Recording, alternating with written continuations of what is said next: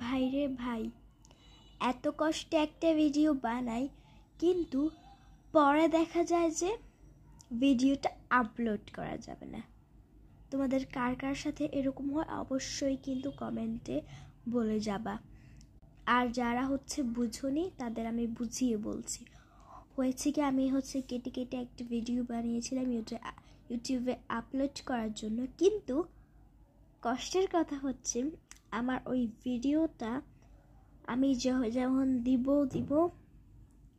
মানে যখন দেওয়ার পালা আসছে তখন এটা আপলোডই হচ্ছিল। আমি আপলোডের ওইখানে একটা টিক চিহ্ন আছে না, ওইখানে 100বার ক্লিক করতেছিলাম, বাট এটা কোনোভাবেই হওয়ার চেষ্টা হচ্ছিলই না। এরপর কতক্ষণ আমি ইউটিউব থেকে চলে গেছি, দেন আবার ওইখান থেকে চলে গেছি আর কি, দেন আমি আবার আসছি, আবার চেষ্টা করছি, হয় না। কেন হয়েছে অথবা কি হয়েছে এরকম প্রায় সময় মাঝে মধ্যে আমার সাথে হয়। যদি তোমাদের সাথে এরকম হয়ে থাকে প্লিজ কমেন্ট করে জানাই। আর এটা আপলোড দিতে পারবো না ঠিক জানি না, দেখা যাক।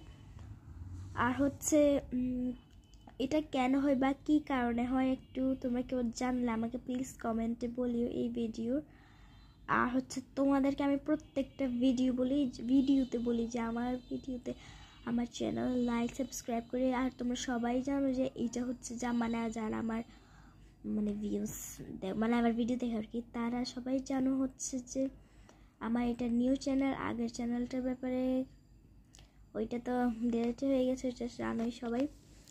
সো প্লিজ, আর যদি না জেনে থাকো, আমার ইউটিউবে একটা ভিডিও আসছে, শর্টস দিছি, ওইটা চেক কইরো, পেয়ে যাবা। এত বেশি খারাপ লাগে ওই টাইমটাতে, খারাপ লাগে না, রাগ উঠে যে এত কষ্ট করে ভিডিও বানাই, দিতে পারি না, বিরক্ত লাগে না এরকম। বাই।